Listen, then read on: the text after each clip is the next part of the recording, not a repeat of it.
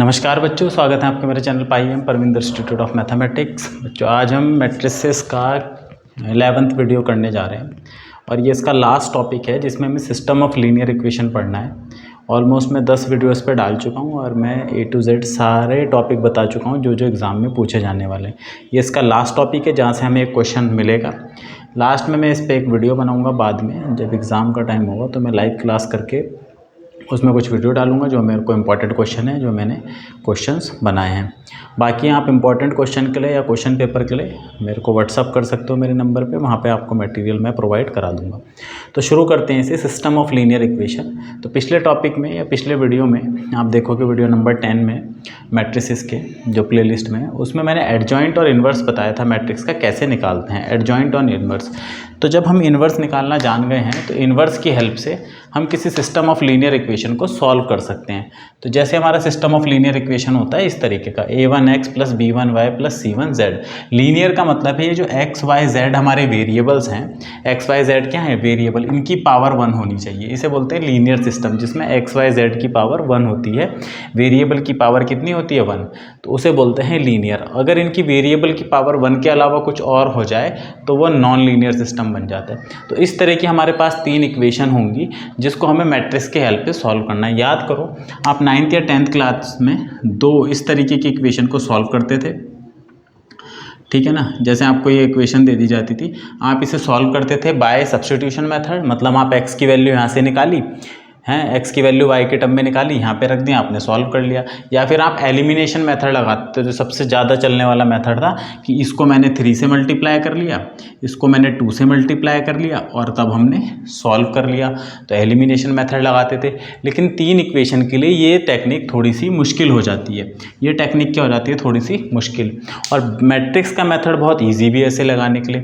तो इस तरह का अगर हमारे पास सिस्टम है a1x + b1y + c1z, फिर a2x + b2y + c2z, मतलब 3 वेरिएबल है, 3 इक्वेशन होंगी, इधर कोई कांस्टेंट होंगे b1 b2 b3, ये कांस्टेंट है। जैसे ये इक्वेशन देखें हम, x + y + z, y + 3z, x + z, तो ये 3 इक्वेशन है 3 वेरिएबल में, x y z में। हालांकि यहाँ पे वेरिएबल नहीं है लेकिन वो 0 ले लेते हैं हम, तो अभी आगे देखेंगे।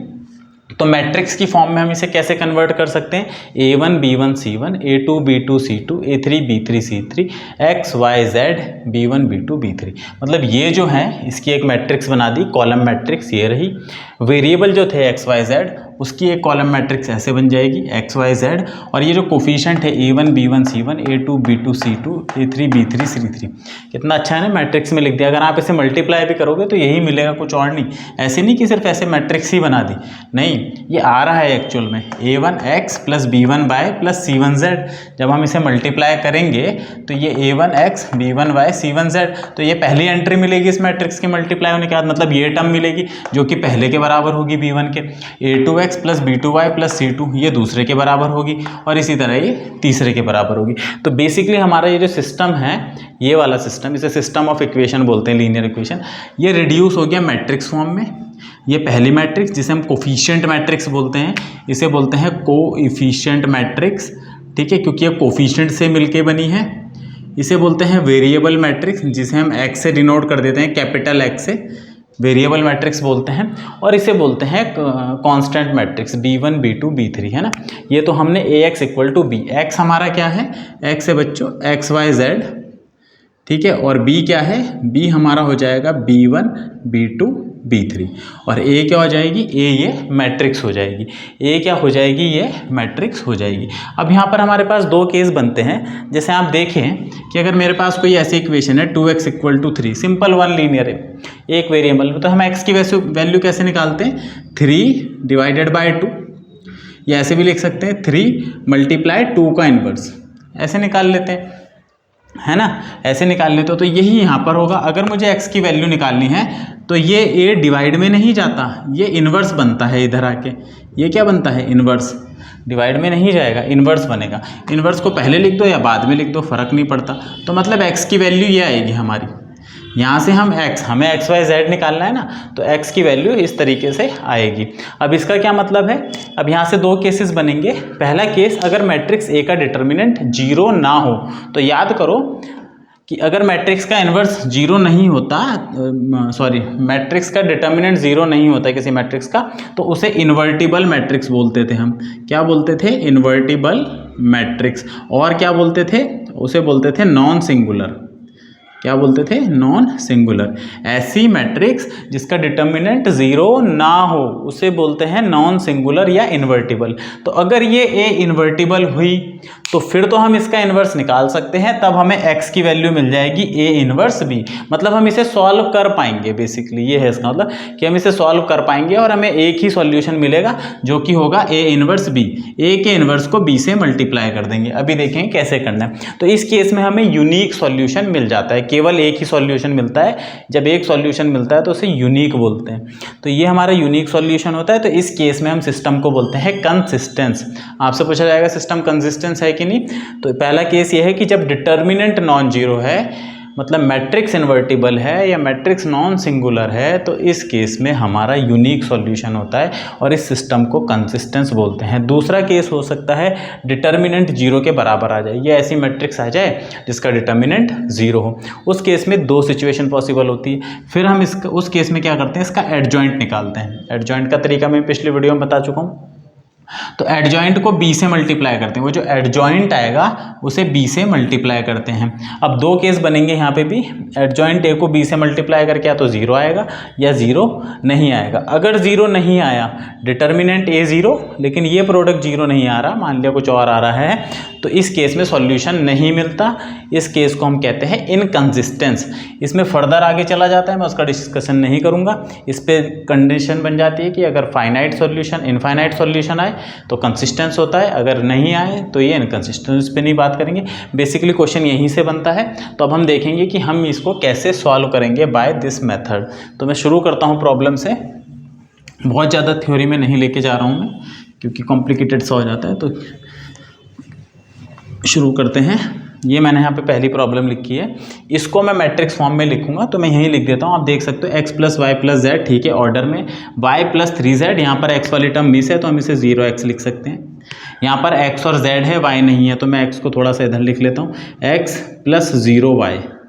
तो ये हमारी सिस्टम बन गया। ऐसे भाई जो नहीं है उसको 0 लिख लो। तो इसको मैट्रिक्स फॉर्म में कैसे लिखेंगे, इसको मैट्रिक्स फॉर्म में मैं लिख देता हूँ। तो कोफिशिएंट की मैट्रिक्स बनेगी 1 1 1, तो 1 1 1, और फिर 0 1 3 0 1 3, और 1 0 1 0 1, और ये बन गया हमारे x y z, और ये बन गया हमारा 6। अच्छा सॉरी, यहाँ पर 2y था, मैंने 2y देखा नहीं। तो इस 2y को जब मैं इधर लाऊंगा तो ये माइनस का 2y हो जाएगा। अच्छा, मुझे लगा इधर 2 है, तो इसको इधर लाएंगे, इधर हमारा 0 बचेगा। तो ये वाली जो हो जाएगी 1 - 2 1 हो जाएगी। ठीक है, ये ऐसे हो गई। हमें हमेशा सिस्टम इस फॉर्म में लिखना है, a1x b1y c1z इस फॉर्म में। तो इधर बच्चा हमारा ये तो x y z ही रहेगा, कांस्टेंट टर्म इधर आएगी 6 11 0। अब हमें इसे सॉल्व करना है। ये हमारी मैट्रिक्स a होती है, ये x होती है, और इसे हम b मैट्रिक्स बोलते हैं। अब सबसे पहले मैं a का इन्वर्स निकालूंगा। तो सिस्टम ऊपर लिखा ही है, तो मैं इसे यहाँ से मिटा देता हूँ। मैं a का इन्वर्स निकालूंगा। तो a इन्वर्स कैसे निकालते हैं, सॉरी, a का डिटर्मिनेंट। ए का डिटर्मिनेंट चलता है बच्चों, ये आपको आता ही है। इसको और इसको छोड़ा, इस 1 को लिखा, दिस इंटू दिस, 1 1 जा 1, -3 2 जा माइनस का है, तो ये -6। डिटर्मिनेंट निकालना आपको आ ही होगा। मैं कॉलम वाइज निकाल रहा हूँ क्योंकि बीच में एक 0 है। तो इसको लिख के ये, फिर इस 0 का तो 0 ही हो जाएगा, फिर +1, इस 1 को और इसको छोड़ा, 3 1 जा 3 -1, तो 3 -1। तो यहाँ पर हमारा कितना आ जाएगा, 6 + 1 7, 7 1 जा 7 +2। तो डिटर्मिनेंट 9 आया। तो क्योंकि हमारा डिटर्मिनेंट मैट्रिक्स का कितना आया, 9, जो कि 0 नहीं है, तो हम सबसे पहले डिटर्मिनेंट निकालेंगे, और डिटर्मिनेंट 0 नहीं आया तो आगे बढ़ेंगे। तो हम यहाँ से लिख सकते हैं देयरफॉर ए इनवर्स एग्जिस्ट। अब ए इनवर्स निकालेंगे। ए इनवर्स का फॉर्मूला क्या होता है, ए इनवर्स होता था 1 determinant of A into adjoint of A. ये इनवर्स का फॉर्मूला था। तो हमें कहाँ जाना पड़ेगा, इसके एडजॉइंट पे। तो किसी मैट्रिक्स का एडजॉइंट कैसे निकालते हैं, किसी मैट्रिक्स का एडजॉइंट मैंने आपको बताया था, हम ऐसे भी निकाल सकते हैं, A11 A12 A13 A21 A22 A23 A31 A32 A33, यहाँ फॉर्मूला ज़रूर लिखें वहाँ पे, है ना। और इसका ट्रांसपोज, ये A11 कैसे निकलता है, इसको निकालने के लिए इसको और इसको छोड़ देते थे, याद होगा 1 3 -2 1, तो मैं यहाँ लिखूँगा डिटर्मिनेंट 1 3 -2 1, ठीक है। इसको छोड़ दिया पहले वाले को, फिर सेकंड वाले को जब इसके लिए निकालना है तो इसको छोड़ दिया 0 3 1 1, तो उसमें माइनस आता है 0 3 1 1। मैंने बताया था माइनस कैसे चलेगा, ऐसे plus minus plus minus plus minus plus minus plus, तो ये 4 टर्म माइनस की रहती है ना। इसको सेकंड वाले का निकाला, इसको और इसको छोड़ दिया 0 3 1 -1। थर्ड वाले पे जाएंगे तो 0 1 1 -2, थर्ड वाले पे जाएंगे तो 0 1 1 -2। तो इसको थोड़ा ध्यान से करें, मेरे से भी इसमें कई बार अगर हम कोई एंट्री गलती लिख देते हैं तो उसमें गलत हो जाता है। तो A13 इसको और इसको छोड़ दिया 0 1 1 -2, बाहर में ट्रांसपोज लगा देता हूँ क्योंकि हमें ट्रांसपोज लेना पड़ता है।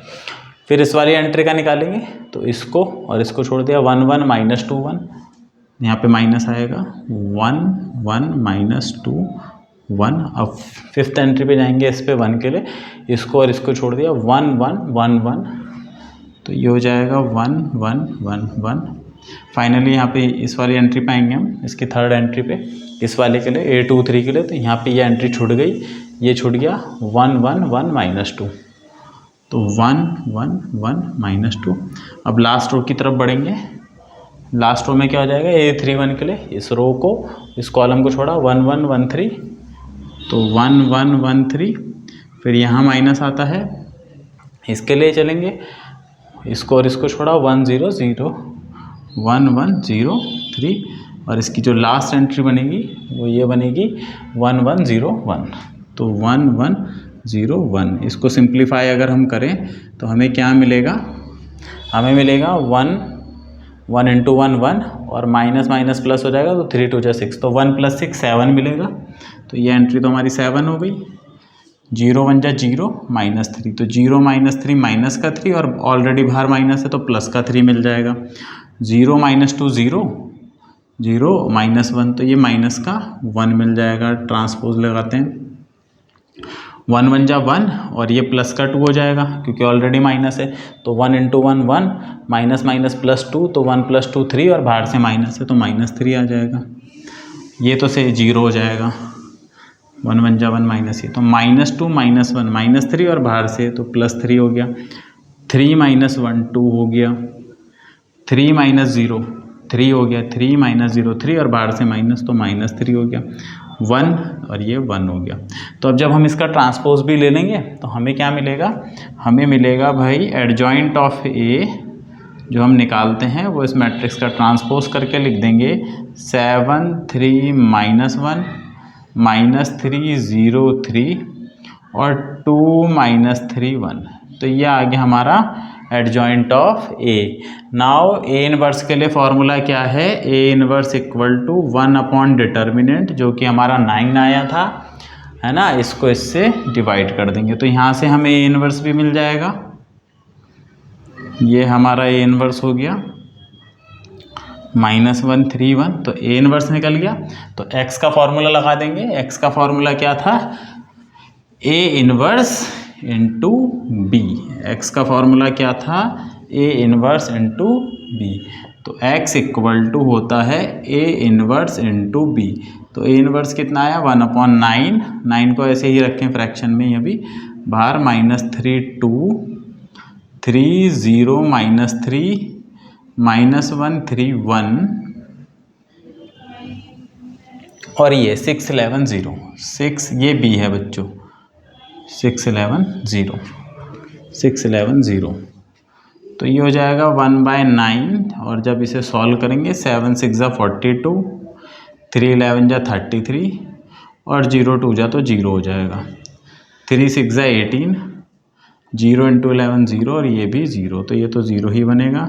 लास्ट एंट्री -6 + 33, तो ये हो जाएगा 1/9। 42 में से ये गया, कितना बचा, 9 बचा, तो ये 9 हो गया। ये 18 है और ये 27, तो ये जो 9 है डिवाइड का, ये सबको डिवाइड करेगा, ये जो बाहर 9 है सबको डिवाइड करेगा, इसको भी। अच्छा ये कितना था, ये 18 था, तो सबको डिवाइड करेगा, तो ये आंसर आएगा हमारा 9/9, 18/9 सबको डिवाइड करता है, 27/9। आपको ये लाइन लिखने की ज़रूरत नहीं है, आप सीधा ही लिख सकते हैं, ये 1 आएगा, ये 2 आएगा, ये 3। तो जो x आया ये x होता है, और x होता क्या है, x ये पूरी मैट्रिक्स होती है ये वाली। तो x y z जो आया बच्चों, वो आया हमारा 1 2 3। मतलब x की वैल्यू 1, y की वैल्यू 2 और z की वैल्यू 3। ये इसका सॉल्यूशन है, ये यूनिक सॉल्यूशन हम वेरीफाई कर सकते हैं। अच्छा वो क्वेश्चन मैंने मिटा दिया, यहाँ पे रखना था दरअसल 1 + 2 + 3 हो जाता, वो 6 आ जाएगा। आप वेरीफाई कर सकते हैं ओरिजिनल इक्वेशन में रख के। तो इस तरीके से हमें इस सिस्टम को सॉल्व करना होता है। मैं एक और प्रॉब्लम कराता हूँ इसी पे बेस्ड, और उसके बाद में एक इम्पॉर्टेंट प्रॉब्लम कराऊंगा जो कि एग्ज़ाम में पूछी जाती है कई बार, इसी से रिलेटेड होती है लेकिन थोड़ा सा घुमा के दिया होता है। तो पहले हम एक और प्रॉब्लम देख लेते हैं। आपको ये सिस्टम दिख ही रहा होगा, मैं देख लेता हूँ उस मोबाइल में आ रहा है कि नहीं, क्योंकि नीचे रहता है। हाँ तो भाई बिल्कुल क्लियर दिख रहा है, ऐसी कोई दिक्कत नहीं है। तो इस सिस्टम को मैट्रिक्स फॉर्म में लिख लेते हैं। तो मैट्रिक्स फॉर्म में आपको लिखना होगा इन मैट्रिक्स फॉर्म 2 -3 5, ठीक है, 3 2 -4 1 1 -1। पक्का क्वेश्चन आने वाला है, यहाँ से एक क्वेश्चन आता ही आता है, बहुत फेवरेट टॉपिक है ना। दरअसल हम मैट्रिक्स पढ़ते ही इसीलिए हैं। मैट्रिक्स की पहली एप्लीकेशन हमें यहाँ पे आके मिलती है, मैट्रिक्स और डिटर्मिनेंट दोनों कंबाइन हो गए यहाँ पर आकर। अब हम इससे एक सिस्टम सॉल्व करने जा रहे हैं इक्वेशन, लीनियर इक्वेशन का, है ना, जो कि हमें रियल लाइफ एप्लीकेशन में देखने को मिलता है। इसके बाद तो इसकी बहुत एप्लीकेशन है मैट्रिक्स की, लेकिन ये पहली इसकी बेसिक एप्लीकेशन है जिससे आप system of linear equation solve कर सकते हो। अगर आप पे फिज़िक्स वगैरह है या केमिस्ट्री वगैरह है, तो फिज़िक्स में हम इस मैट्रिक्स की हेल्प से जो इलेक्ट्रिक सर्किट होते हैं हमारे, जहाँ पर आप नॉर्मली लूप रूल लगाते हो मेरे को, है ना, तो वहाँ पर आप इसकी हेल्प से भी सॉल्व कर सकते हो, जहाँ पे 3 या 3 से ज़्यादा का सिस्टम बन जाता है। इसी तरह केमिस्ट्री में केमिकल इक्वेशन को बैलेंसिंग करने के लिए भी हम इसे लगाते हैं, है ना। 11th क्लास में आपने स्प्रिंग रिलेटेड पढ़ा होगा, उसको लिए भी हम ये लगाते, तो कई जगह यूज़ होता है। एक थ्योरी मिल गई है हमें सॉल्व करने की। ये हमारी मैट्रिक्स ए है, ये मैट्रिक्स एक्स है, ये मैट्रिक्स बी है। तो ए इनवर्स निकालेंगे पहले, ए इनवर्स, सॉरी बार बार यार मैं इनवर्स को बोल रहा हूँ, डिटर्मिनेंट ऑफ ए निकालेंगे। ए इनवर्स दिमाग में चढ़ गया है। भांग पी के आए हैं क्या सर? भांग पी के हैं? नहीं भाई हम नहीं पीते, नशे से दूर रहें। चलो इस 2 को लिखा है, इसको और इसको छोड़ा, तो मैं यहाँ डिटर्मिनेंट भी लिख देता हूँ। तो आपको ऐसे ये देखो, इसको लिख के इसको और इसको छोड़ देते हैं, फिर माइनस ये वाली एंट्री, ये खुद माइनस की है तो भाई माइनस लगाएंगे। फिर इस 3 वाली कॉलम और रो को छोड़ा, 3 - 4 1 -1, 3 - 4 1 -1, ठीक है ना। पहली वाली मैंने सही लिखी है, 2 को छोड़ा, 2 - 4 1 लास्ट में एंट्री आएगी 5 + 5, इसको और इसको छोड़ा, 3 2 1 1, 3 2 1 1। तो यहाँ से हमारा जो डिटर्मिनेंट आएगा, यह जाएगा 2 टाइम 2 1 जा 2 माइनस का, फिर एक माइनस आता है और -4, तो ये +4 हो जाएगा। माइनस प्लस का ध्यान रखना भाई बाल को, 3 × 1 -1 और 4 1 जा 4 माइनस का, और एक माइनस खुद आता है तो +4, है ना। इस चीज़ का ध्यान रखना, क्योंकि हल्का सा भी गलत होता है ना कैलकुलेटिव प्रॉब्लम में, तो फिर वो पूरा गलत होता चला जाता है प्रॉब्लम में। यार ये दिक्कत है बहुत ज़्यादा। 3 1 जा 3 -2, तो थोड़ा ध्यान रखना केयरफुली, है ना। मैं तो गलत कर भी दूँ यहाँ पे तो भाई मेरे तो मार्क्स मिलने नहीं, हमने तो जो उखाड़ना था उखाड़ लिया, अब तो आपने उखाड़ना है ना। तो 2 2 जा 4, अब ये मत पूछ लेना सर क्या उखाड़ा आपने, भाई कुछ नहीं उखाड़ा हमने। तो डिटर्मिनेंट A12 आ गया, बहुत अच्छी बात है, बढ़िया। जब डिटर्मिनेंट A12 आ गया मतलब 0 नहीं आया, तो इसका मतलब है ये जो मैट्रिक्स है ये इन्वर्टिबल है या नॉन सिंगुलर है, या इसका इन्वर्स एग्जिस्ट करेगा। ए इन्वर्स एग्जिस्ट, तो हम ए इन्वर्स की तरफ बढ़ेंगे। अगर 0 आ जाता तो हम बढ़ते नहीं, एडजॉइंट निकालते उस केस में, और फिर कुछ और देखते कि सिस्टम कंसिस्टेंस है कि नहीं, क्योंकि प्रॉब्लम वैसे पूछी नहीं जाती, तो इसलिए मैं नहीं अभी उस पर बात कर रहा हूँ। बाद में जब मैं प्रॉब्लम कराऊंगा इंपॉर्टेंट प्रॉब्लम, वहाँ पर मैं 1 2 प्रॉब्लम इस तरह के ले लूँगा जहाँ पे ये 0 आएगा, वहाँ पे उसे कवर कर लेंगे, है ना। आप कमेंट जरूर करें बताएं ज़रूर कि सर इस टॉपिक पे हमें ये बताओ। ठीक है, तो ए इनवर्स निकल गया। ए इनवर्स निकलने के बाद अब हम क्या निकालेंगे, एडजॉइंट ऑफ ए। तो एडजॉइंट ऑफ ए का फॉर्मूला आपको लिखना है A11 उस तरीके से। अब मैं यहाँ सीधा एडजॉइंट लिखने जा रहा हूँ। इसको और इसको छोड़ा, 2 - 4 1 - 1, 2 - 4 1 - 1। दूसरी एंट्री आती है नेगेटिव, तो नेगेटिव। इसको और इसको छोड़ा, ये वाला, इसको और इसको छोड़ा, 3 - 4 1 - 1, 3 - 4 1 - 1। फिर तीसरी एंट्री निकालनी है, इसको 3 2 1 1, 3 2 1 1। इसको थोड़ा सा ऐसे कर दो, डिटर्मिनेंट मैट्रिक्स और इसका ट्रांसपोज। फिर ये वाले पे आ जाओ, इसको और इसको छोड़ा, -3 5 1 - 1। यहाँ माइनस चलेगा भाई, -3 5 1 - 1, ठीक है। फिर इस पे आ जाओ, इसके लिए इसको और इसको जोड़ा, 2 5 1 - 1, 2 5 1 - 1। फिर यहाँ माइनस। अब इस पे आ जाओ, 2 - 3 1 1, 2 - 3 1 1। अब आ जाओ भाई इस वाले पे, इसको और इसको छोड़ा, -3 5 2 - 4, -3 5 2 - 4।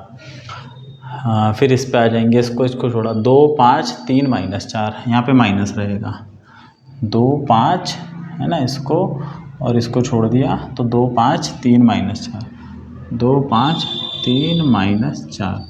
फाइनल एंट्री पे आ जाएंगे, 2 - 3 3 2, 2 - 3 3 2।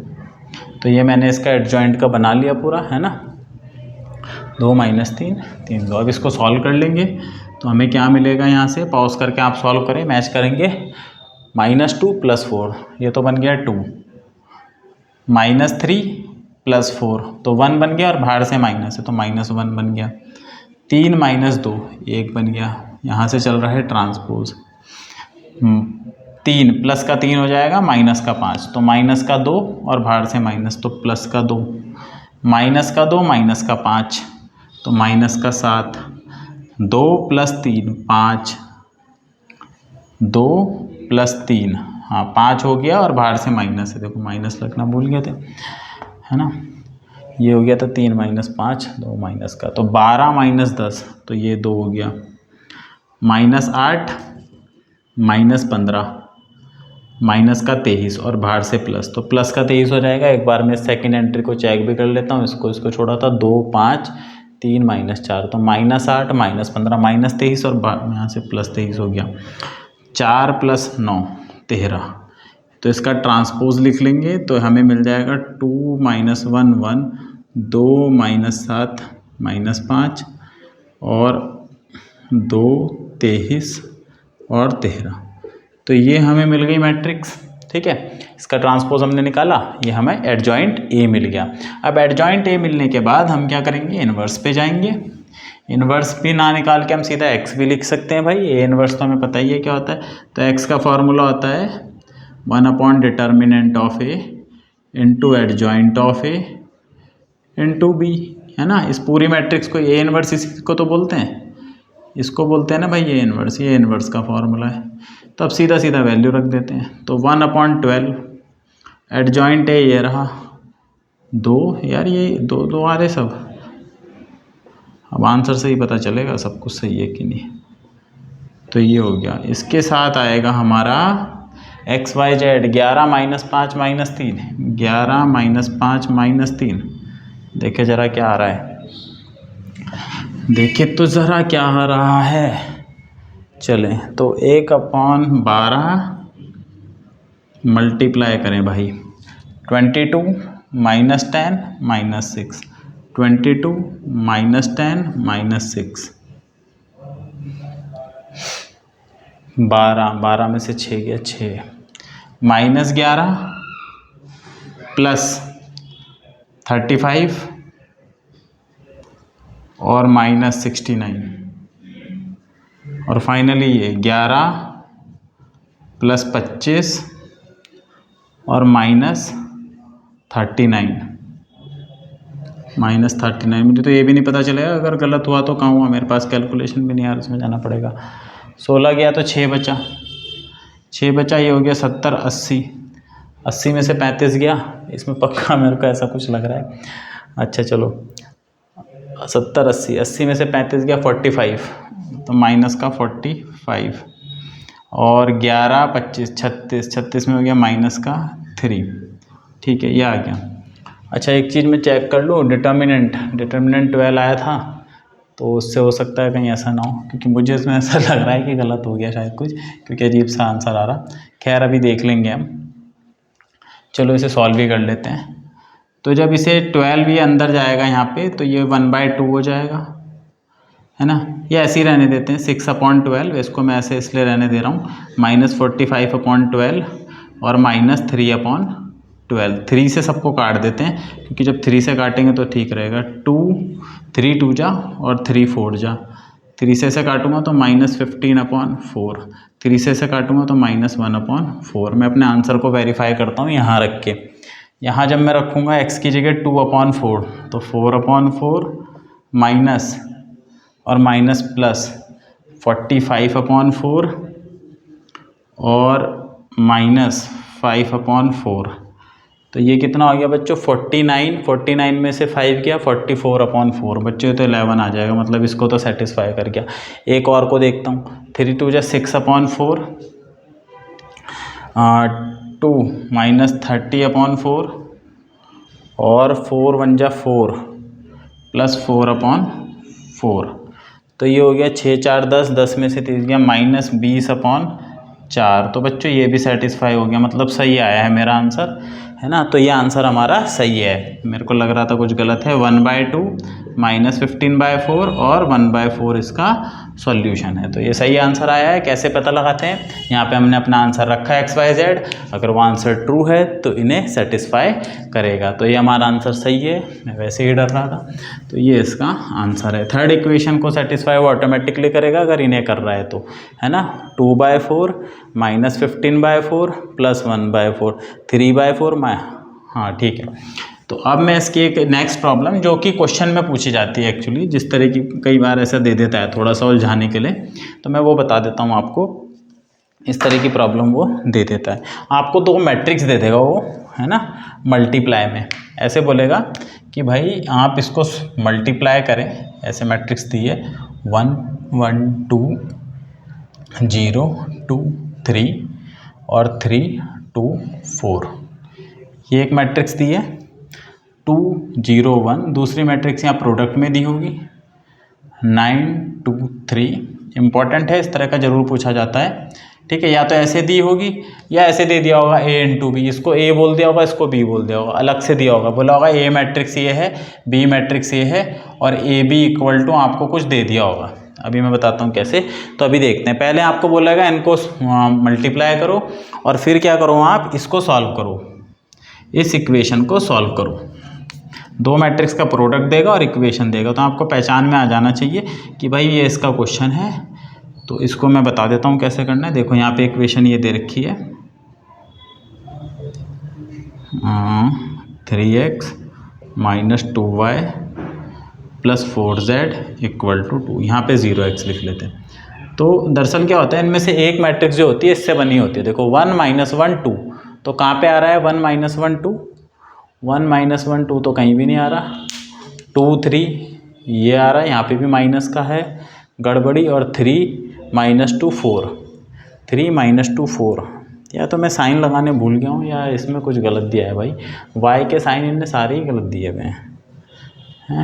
1 - 1 2, तो 1 - 1 होना चाहिए था यहाँ पे।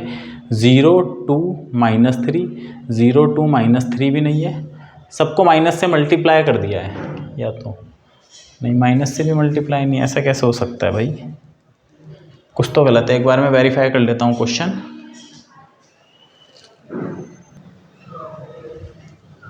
हाँ, इसमें प्रॉब्लम थी, मैंने ठीक कर दिए, साइन की गड़बड़ी थी। तो दरअसल ये 2 मैट्रिक्स दे रखी है और हमें बोला हुआ इसका प्रोडक्ट निकालो और उस प्रोडक्ट की हेल्प से आप इसे सॉल्व करो। तो ये मैट्रिक्स जो होती है इनमें से कोई एक इसी से बनी होती है। 1 - 1 2, 1 - 1 2, 0 2 -3, 0 2 -3, 3 - 2 4, 3 - 2 4। तो इसके कॉरस्पॉन्डिंग बच्चों जो सिस्टम बनेगा वो बनेगा AX = B, ठीक है। ए तो बन जाएगी ये वाली मैट्रिक्स, क्योंकि देखो इसी से जो मैट्रिक्स बनेगी ए, ठीक है। और एक्स बनता है एक्स वाई जेड और बी बनता है 1 1 2। बी क्या होता है हमारा, बी हो जाएगा 1 1 2। तो पहले हम क्या करेंगे, इसका प्रोडक्ट निकाल लेते हैं। तो मैं इसका प्रोडक्ट निकालता हूँ। प्रोडक्ट कैसे निकालते हैं मैट्रिक्स का, याद हो तो rho into column, row column. तो 1 इंटू -2, तो 1 इंटू -2 -2, -1 इंटू +9 -9, और 2 6 12। तो ये पहली रो हो गई पहले कॉलम से, पहली रो दूसरे से। तो 1 0 0 -2 और +2, ठीक है। अब इधर आ जाओ 1 +3 और -4। ये तो पहली रो हमने कर ली, पहली रो पहले कॉलम से, दूसरे कॉलम से, तीसरे कॉलम से, तो बनती वो पहली रो ही है उस मैट्रिक्स की। अब दूसरी रो की बारी है, तो 0 2 9 जा 18 और -3 6 जा 18, ठीक है। 0 0 जा 0, 2 2 जा 4 और -3 1 जा 3, और फिर ये इससे 0 2 3 जा 6 माइनस का, और माइनस ये +6 हो गया। फिर ये इससे 3 2 जा -6, ठीक है। 3 2 जा ये माइनस का है, -18, और ये +4 6 जा 24। 3 0 जा 0, -2 2 जा -4, 4 1 जा 4। इसमें एक खासियत होती है जो मैं भी बताऊंगा आपको। 3 1 जा 3, +6 और -8। खासियत ये होती है कि अब ये जो मैट्रिक्स आएगी आप देख सकते हो, यहाँ 1 आएगा, 12 -11 1, और ये 0 0 0 1 0 0 0 1। जब भी इस तरह की प्रॉब्लम होती है कि दो मैट्रिक्स दे दी उसने और फिर एक सिस्टम दे दिया, तो उन दोनों को मल्टीप्लाई करके ना हमारा जो आंसर आता है वो KI टाइप का आएगा। मतलब एक तो आइडेंटिटी मैट्रिक्स आएगी, और आएगा हमारा जैसे 2i आ जाएगा, 3i आ जाएगा, 4i आ जाएगा, 8i आ जाएगा। मतलब आइडेंटिटी मैट्रिक्स इनटू नंबर है, या यहाँ पे कोई नंबर रिपीट करेगा, जैसे यहाँ पे 4 4 4 आ जाएगा। यही होगा हर बार, कोई ना कोई नंबर आएगा। तो यहाँ पे तो फिलहाल 1 1 आ गया, पहले नंबर से आइडिया लग जाता है। वो दरअसल दिया ही इसलिए होता है। तो अभी तो मैं एक प्रॉब्लम और कराऊंगा इसी की तरह, तो पहले ये प्रॉब्लम देख लेते हैं। तो हमने क्या करा, ये मैट्रिक्स तो ए, तो ये तो हमारी मैट्रिक्स ए है, और ये मैट्रिक्स हमने बी मान ली।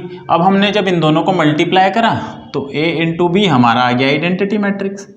और इन्वर्स की जो डेफिनेशन थी, इन्वर्स की डेफिनेशन ये होती है कि अगर दो मैट्रिक्स को मल्टीप्लाई करें और अगर आइडेंटिटी आ जाए, तो ये जो बी मैट्रिक्स होती है, बी ही ए का इन्वर्स होती है। तो ये जो दूसरी मैट्रिक्स है बच्चों, ये कुछ और नहीं है, ये ए का इन्वर्स है, यही ए का इन्वर्स है, ठीक है। ये क्या है, ए का इन्वर्स, मतलब ऑलरेडी हमें ए का इन्वर्स दे दिया इनडायरेक्टली। नाउ तो अब हमें पता है ए एक्स इक्वल टू बी, ये वाली मैट्रिक्स। तो अब हमारा एक्स जो होता है वो होता है ए इन्वर्स इंटू बी। तो एक्स इक्वल टू, भाई ए इन्वर्स ये मैट्रिक्स है, तो इसको यहाँ लिख देंगे -2 0 1 9 2 -3 6 1 -2 इंटू बी। बी मतलब ये 1 1 2 1 1 2। तो सीधा सीधा हमें दिया होता है, बजाय हमें इन्वर्स निकालने के तो दो मैट्रिक्स दे देता है। मल्टीप्लाई कर लो, -2 इंटू 1 -2, 0 1 जा 0, ये +2 हो गया, 9 1 जा 9, 2 1 जा 2, और -6 हो गया, ये 6 + 1 -4 हो गया। तो ये वाली एंट्री तो आई 0, ये आई 9 2 11 5 7 3। तो ये आई x की वैल्यू 0, y की वैल्यू 5 और z की वैल्यू 3। तो x को यहाँ 0 रखो, y को रखो 5 -5, और 3 2 जा 6 1 आ गया, सेटिस्फाई कर जाएगा। तो इस तरह की प्रॉब्लम होती है। मैं एक और प्रॉब्लम लेता हूँ।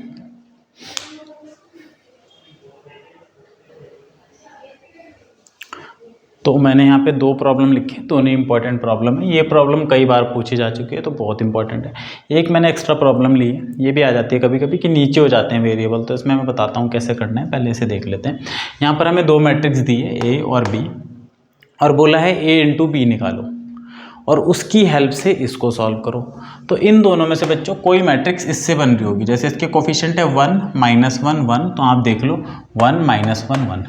तो जब मैं सिस्टम को मैट्रिक्स में लिखूंगा तो वो आएगा ax into B equal to ये b।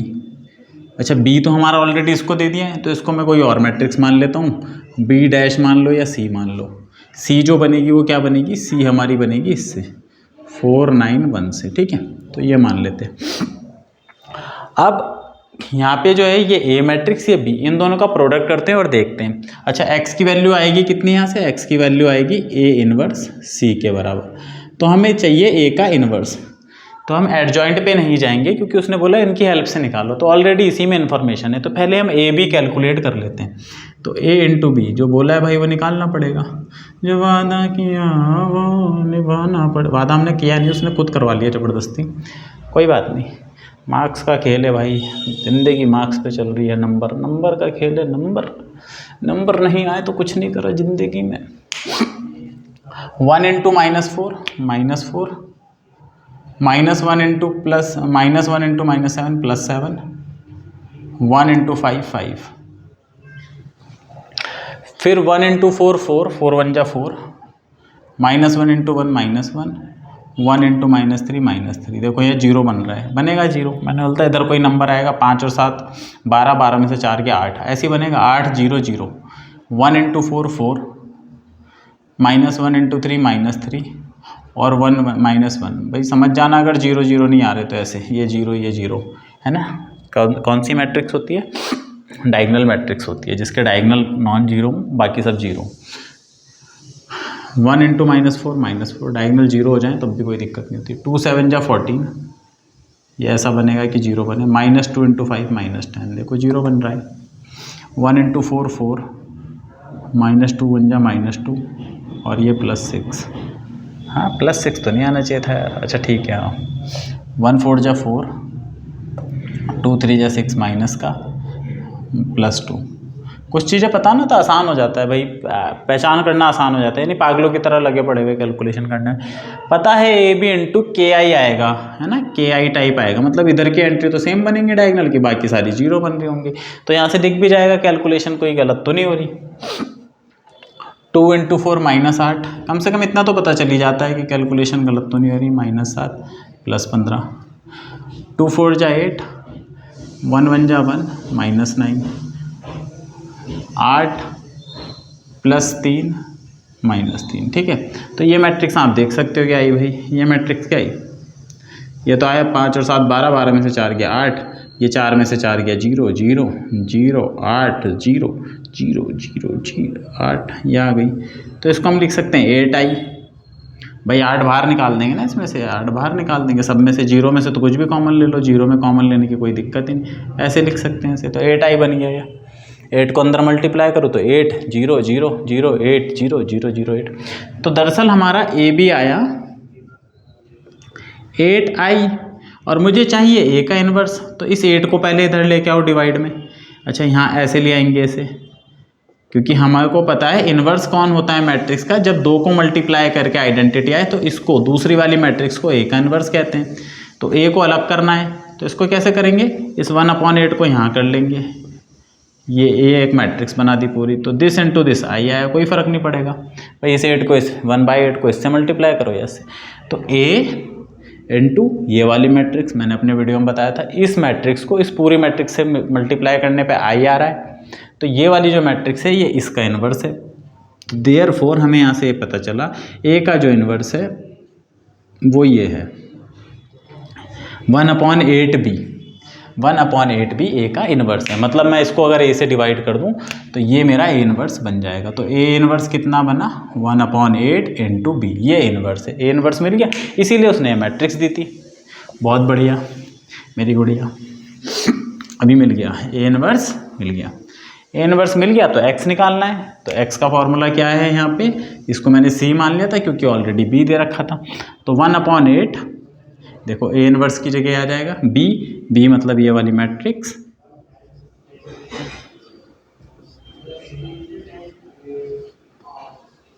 इंटू 491। तो x इक्वल टू 1/8, 4 4 जा 16 माइनस का, 4 9 जा 36 प्लस का, 4 1 जा 4, 7 4 जा 28 माइनस का। भाई इसे भी मल्टीप्लाई करने में गलत कर देते हैं, रो कॉलम, रो हो गई कॉलम से ख़त्म, एक ही रो थी एक ही कॉलम था ख़त्म, दूसरी रो दूसरे कॉलम से। 48 sorry 28 plus 9 plus 3, 20 minus 27 minus 1, तो 1/8। ये कितना हो गया 40, 40 में से 16 गया कितना बचा 24, 24। ये कितना हो गया 12, 12 में से माइनस का 28 करेंगे तो माइनस का 16। ये कितना हो गया 28, 20 में से 8 गया तो माइनस। अब 8 सबको डिवाइड कर देगा तो भाई ये 3 आ जाएगा, ये -2 आ जाएगा ये। तो ये वाली वैल्यू तो होती है x की, x3, दूसरी हो गई y की, y-2, और तीसरी हो गई तो XYZ आ गया। ठीक है, तो इस तरह का आ जाता है कभी कभी, और नॉर्मली ऐसा ही आ जाता है क्योंकि अब ऐसे देने लग गए हैं, पहले सिंपल दे देते थे। तो क्या है, दोनों ही केस में बहुत आसान है। तीसरा जो है इसमें रिड्यूसिबल वाली फॉर्म है कि आपको सीधा इक्वेशन नहीं दे रहा, उसे डिवाइड डिवाइड में डाल दिया, ऐसे कर दिया। तो आपको कुछ करना नहीं है इसमें।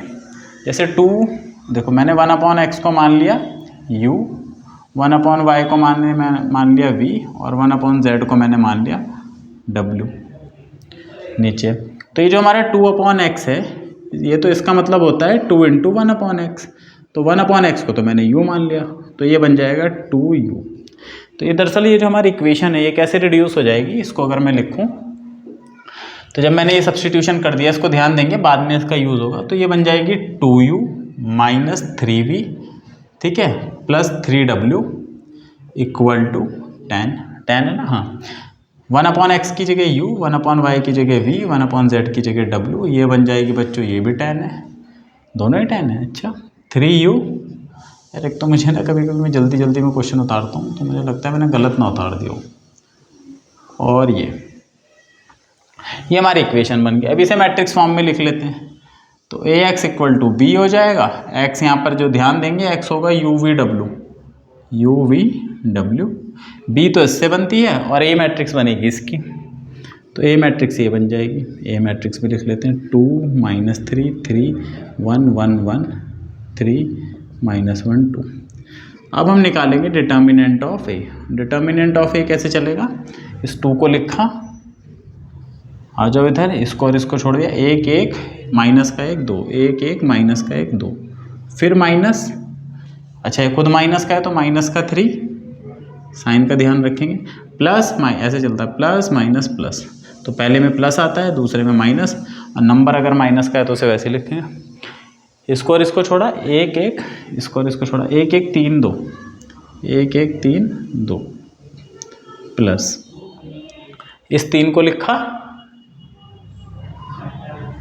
इसको और इसको छोड़ा, 1 1 3 -1, 1 1 3 -1, ठीक है, ऐसे सॉल्व करेंगे तो ये हो जाएगा 2 टाइम 2 1 जा 2 प्लस 1, क्योंकि हम ऑलरेडी माइनस का है, ये प्लस 3, 2 - 3 प्लस 3 -1 -3, तो ये हो गया 3 2 जा 6, माइनस का 3 हो जाएगा ये वाला, और ये माइनस का 4 3 12, तो भाई ये कितना हो गया, माइनस का 15, 15 में से 6 गया माइनस का 9।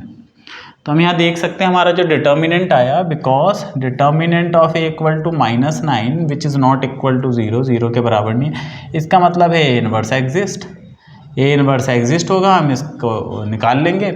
a इनवर्स एग्जिस्ट करता है तो सॉल्यूशन भी मिल जाता है, सॉल्यूशन यूनिक होता है ना, तो a इनवर्स निकालेंगे भाई। अब a इनवर्स निकालने के लिए हम एडजॉइंट निकालेंगे, तो मैं एडजॉइंट निकालता हूँ। कौन सी एंट्री मिट गई, ये वाली, ठीक है।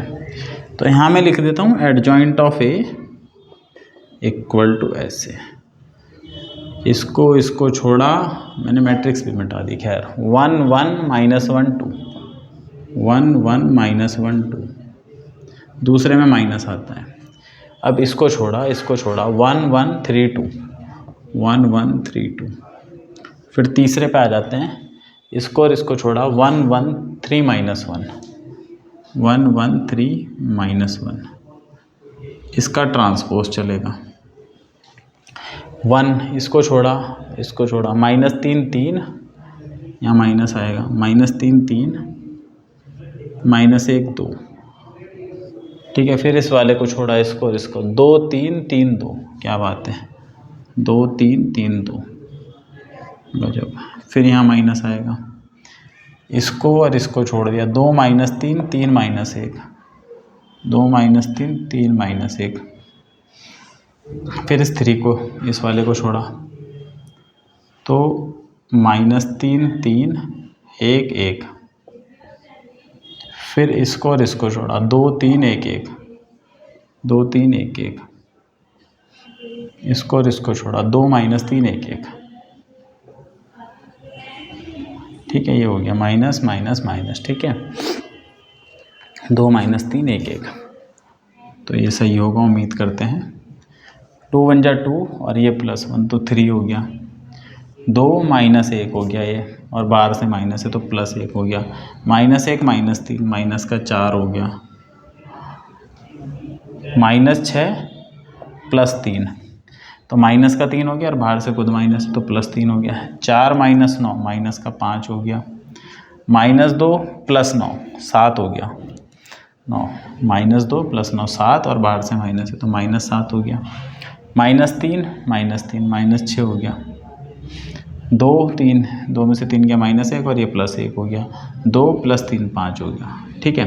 तो ये हमारा भाई इस पर ट्रांसपोज चलेगा, और ट्रांसपोज यहाँ ले लेंगे इसका, 3 1 माइनस 4 3 माइनस 5 माइनस 7 माइनस 6 1 5, तो ये हमारा आया एडजॉइंट ए।